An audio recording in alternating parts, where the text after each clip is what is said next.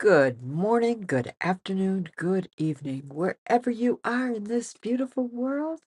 Welcome to Lunch with Joy, featuring today we're doing something different. We're featuring unlocking your leadership potential with this simple trick.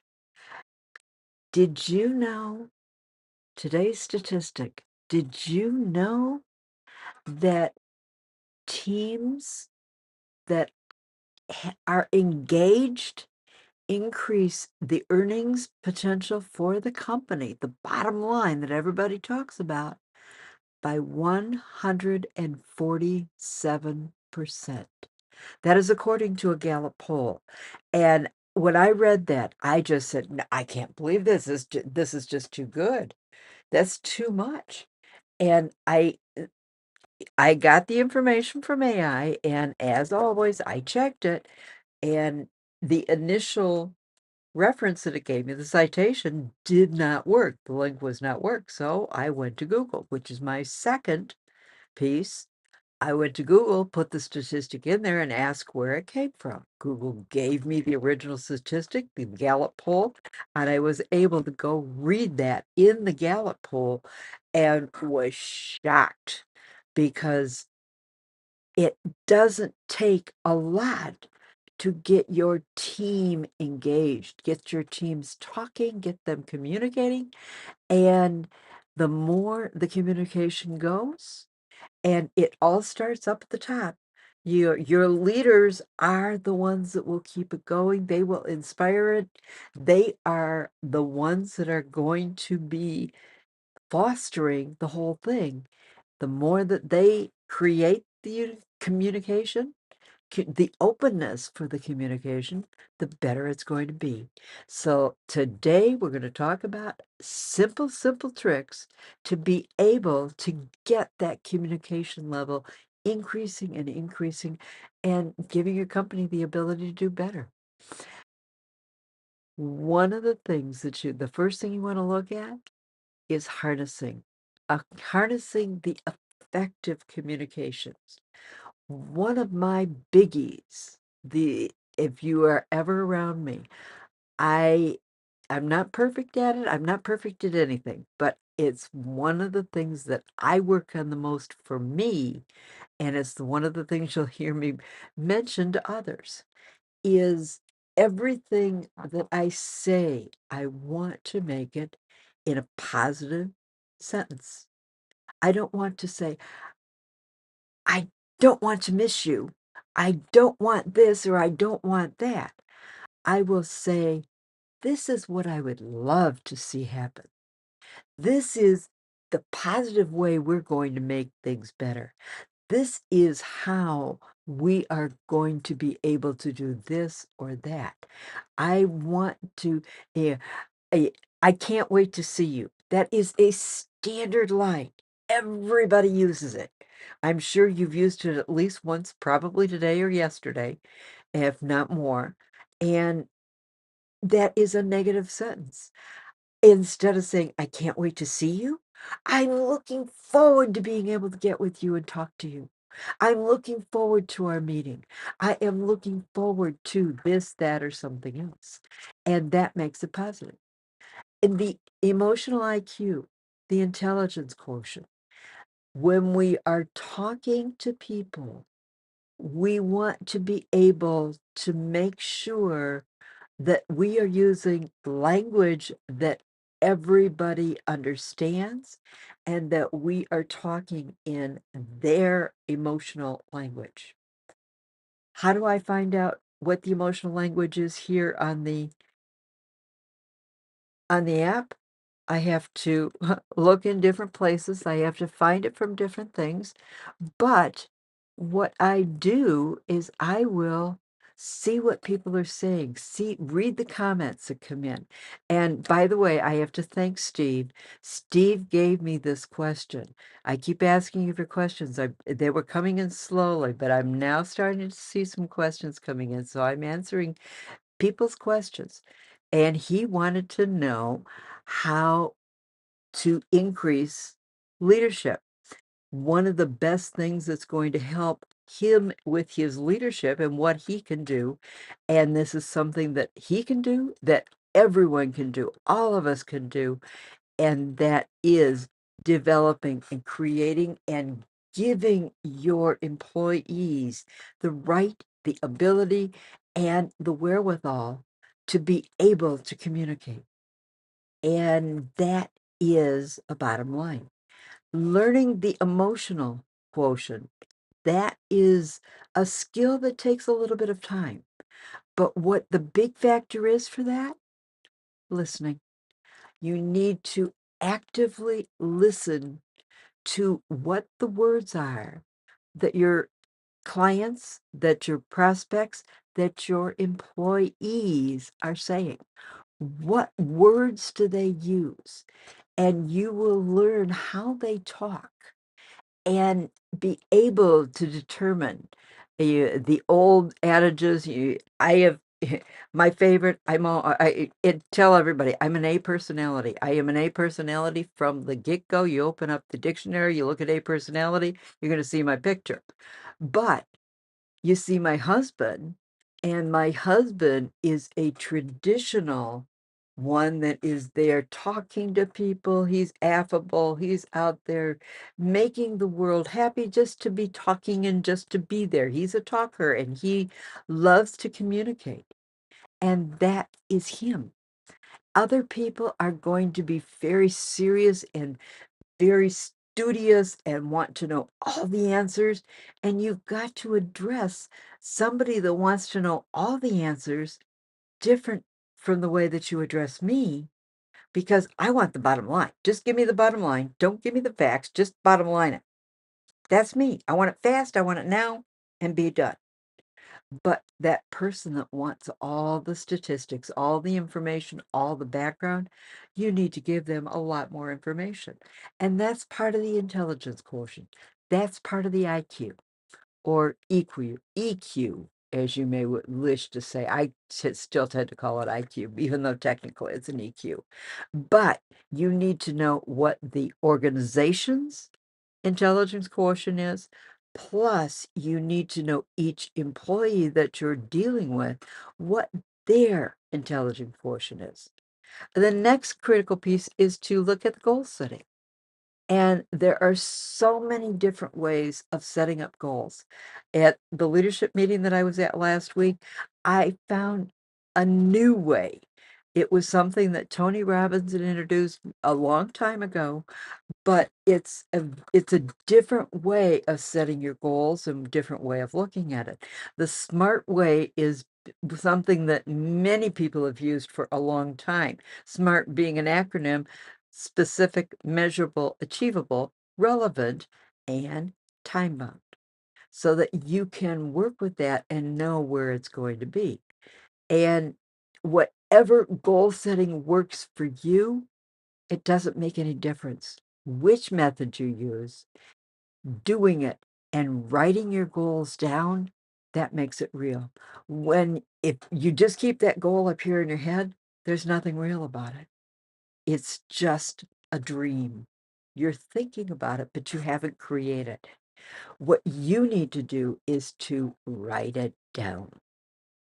And I would choose who I might share it with, particularly if you're like me and you've got audacious goals. And I shared one of my audacious goals with somebody yesterday, and they poo-pooed it. What are you going to, how are you going to affect 10 million women? How are you going to impact 10 million women? Because that's part of my audacious goal, is to be able to help and impact 10 million women so they don't have to go through what I have gone through, so they can break it before they get to 70 years old. It took me all the way to 70 to be able to break through it. I don't want anybody else to have to do that. But that's a long-term goal for me. That's something that I'm looking at in the future. And this guy said, but how are you going to do that? And I gave him some of the ideas, and he was just very negative on it. And I just basically said, okay, yeah. And I left and went on. But too many people, because we have been bombarded with all the negative forces, There's more negative out there than there is positive, and I grew up with it. I had a father that told me nothing I did was ever right or good enough, and I let him live in my brain for over 70 years, and that created continuous problems for me. I don't want anyone else to have to go through that. That's what I'm going to do, is helping women be able, and anyone else, but particularly women, because too many women go through that. That's what creates the imposter syndrome. You can't do it. It's not right. You're not good enough. And I don't want people dealing with that. You need to be able to move on. And then you need to be able to deal with what is somebody saying, and you've got to be able to walk away from this man that was telling me that I was never going to make, yeah, I couldn't make 10,000. I couldn't make 10 million women, not 10,000. I was looking at 10 million, which even for me right now, it sounds like that's a small goal, because I say I've got 30 years to keep going and doing this, and I will, at least 30, and I will deal with it. And so it is going to happen, but you have to know where you are, what you're going to do, and how you're going to be able to eliminate that doubt. How can you create the positiveness that you need and that you want? One of the things that I worked with uh, a strategist, a mentalist, a mindset coach that taught me, gave me something that we created the link between something I do and being able to drop that immediately. And for me, it was just that click, that snap my fingers. It doesn't have to be loud, doesn't have to be, it can be just as, sort of not working real good, or it can be the big one.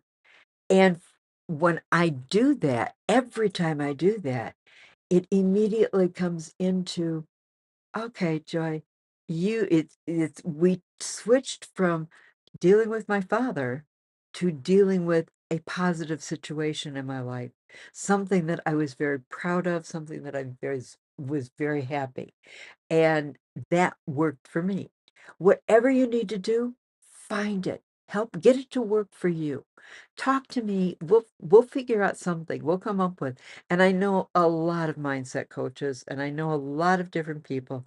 And just because I may not be the person that can do it, I can help you find somebody that can, and help you create what you're looking to get and do and be there.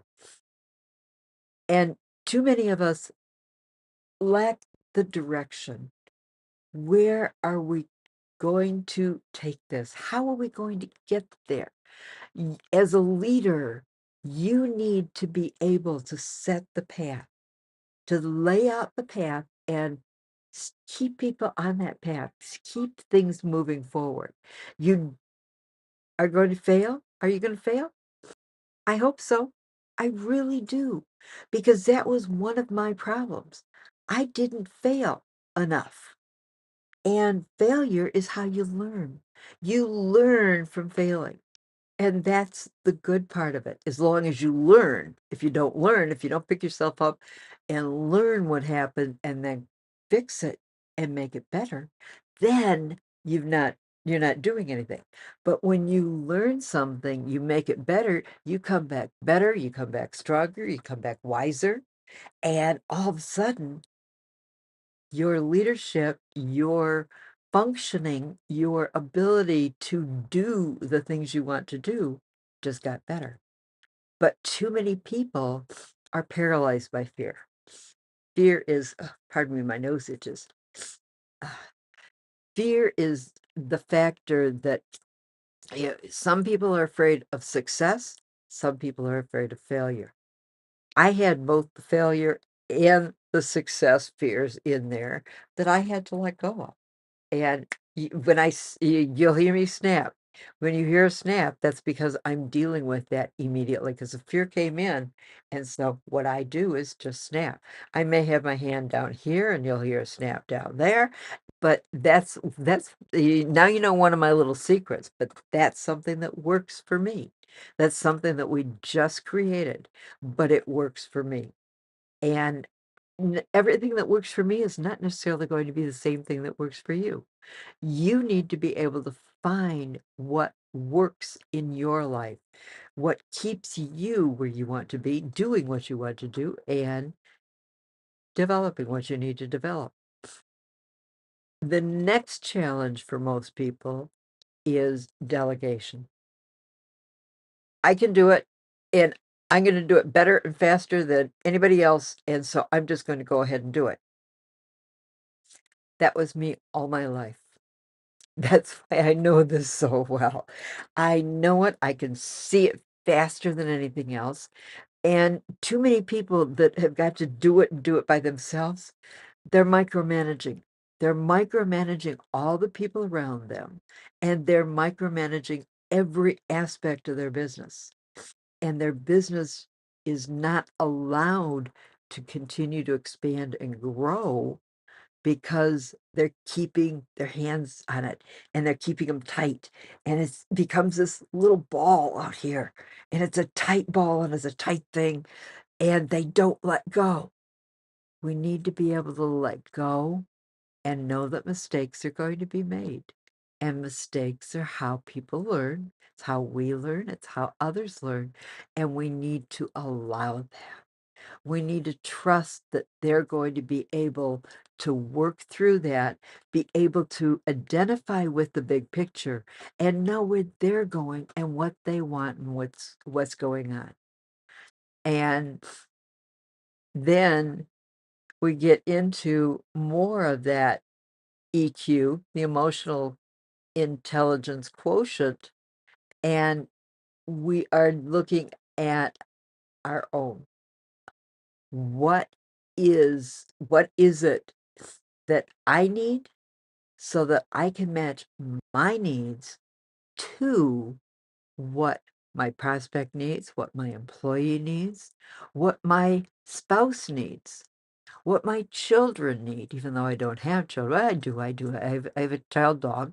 So but you need to be able to, anyone that you are interacting with, you're leading everything and everyone if you choose to.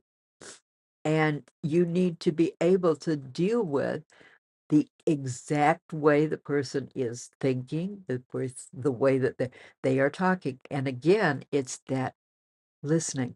Listen to what is said, because the words they talk are telling you what they believe, what they think, and what they're seeing.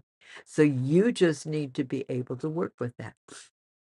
And we all need to be able to handle conflicts. If you cannot step into a situation and diffuse the conflict, it's going to become more and more of a problem. So you want to be able to manage, diffuse, and handle that conflict, knowing what needs to be done and how it's going to work for you. And a lot of it is going to be decisions. It's not just it's this way or that way. You need to decide, what is your objective? What is the objective that you want for this employee, this customer, this whomever, or prospect? And you need to be able to determine how you can make that work. Is it worth saving, or is it something where you need to cut the ties? And you need to determine, if you can save this, if you can rehabilitate something, then you do it. If you can't, you need to be able to just cut those ties. And that is not an easy thing to do. That's the worst thing I hate. Being a leader is my absolute worst thing. And eons ago, I got a telephone call. I was down working at our operations in Florida, and I got a telephone call from the CEO, and he said, "Joy, get back here right now." I was due to make another stop in another city in another one of our operations, and he wanted me back right now because one of my employees had made a fatal mistake, and I had to come back up and fire him. I had to reroute my planes. I had to get back up here that as soon as I could get on a plane and get back here and fire the gentleman. And that is something I absolutely hate doing. So I work hard to be able to hire employees that are going to be the long term, that are going to fit in with all the personalities. And that's what's going on. Then we get to time management. Time management. Do you run out of day before you finish everything that you've got to do? I do. I'm not always good with time management. Sometimes I am, sometimes I'm not. We need to be able to focus on the time management, and we need to be able to know how long it's going to take, know where we want to delegate something, where we need to get assistance, and how to make everything work. And the final piece that we bring in here is fear of criticism.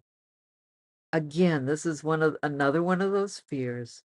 And can you take, hopefully it's not criticism, hopefully it is positive to the point that they're not telling you the bad, they're giving you the good and how this can be made better.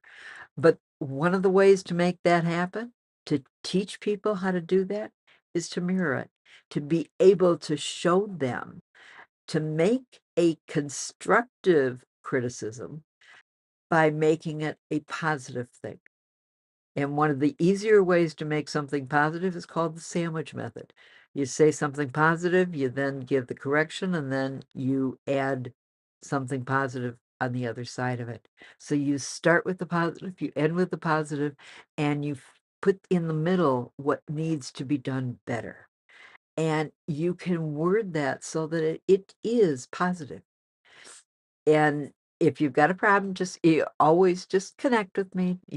It's got my um y you can connect with me down, that's the request down there. You can always connect with me at talktojoy.com or talktojoy.us. And you can always call me. You can set up an appointment. That's a 15-minute appointment we just talk and find out what's going on and what you're doing, what you're looking for, and different things like that. So just do it. And the simple thing that we are dealing with, the one single thing that we're doing, the trick that we're using is mindset. The power of growth through the mind.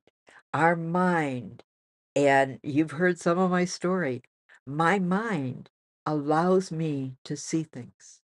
I only see because I use the brain. My mother told me I could do anything if I set my mind to it, and so I do. And that's what we did with creating my snap to get me out of that, "You're not good enough." And that is the mindset. Anytime you can program, you repeat it. It was originally written by Napoleon Hill. I'm sure somebody else has probably written it before him, but I always go back to Napoleon Hill and his Think and Grow Rich. What the mind of man can conceive and believe, it can achieve. And that is the beginning of all the mindsets. And that's something that we need to be able to do. Your mindset's going to give you the ability to overcome that self-doubt. It's going to give you the ability to conquer the failures, the fear of failure. It is going to provide directions so that you can continue learning, so that you can keep becoming a better person. It's going to be able to it's going to help you learn. It's going to help you listen, to listen more effectively. And if you're one that is always, when you're listening to somebody, if you're doing something with your phone, you're not listening. If you're doing something on your computer, you're not listening. You need to be paying attention and be 100% with the person that is talking. That's how you are going to be able to build what you're looking to be building. Need to manage the conflict and be able to delegate. And that is the quick, which is not as quick as I was thinking it was going to be, but it's an important question. Steve, I truly appreciate this question because everybody needs to know how to develop the interaction and the communication between the employees and the prospects, between the employees and the customers, between the employees and the public, anyone, and definitely between themselves and between them and management. And we always want to have employees and management talking. It is not an adverse situation. We want the positive. We want it to be people feel comfortable communicating because it's something that's accepted. You go back to I love Stephen Covey. I love all of his books. And you can agree to disagree. That's one of the 7 principles. And agreeing to disagree, even you may not like something, you may not be happy with it, but you can always agree to disagree. You don't need to get into the long discussion of how do we make you've got to think my way and I've got to think your way. No, you can agree to disagree. You just accept it. That's the kind of thing that you need to be learning and doing. And with that, your business is going to end up being able to increase the profits. Maybe not immediately to the 147%, but definitely start increasing. You do it one step at a time. It's not something that happens overnight. It's not a miracle. There is no miracle there. It is always going to be just one step. So take that step, start working with it, start developing your mindset. And if you need more on mindset, you go back to one of my favorite books, which is Napoleon Hill's Think and Grow Rich. And you can always pick it up on YouTube or pick it up at the store or anywhere else. It's available to be read to you audio on YouTube. So you just need to develop your mindset, let it be, and let it create the growth and the maximum profits for you, the benefits and everything, and have it come together. So, if nobody has told you yet today that they love you, let me be the first. I love you because you are you, and that is so very, very special. Thank you for being you. Thank you for being here. And thank you for sharing this, for doing the like, share, and subscribe with everyone. So, have a great weekend. I will see you on Monday.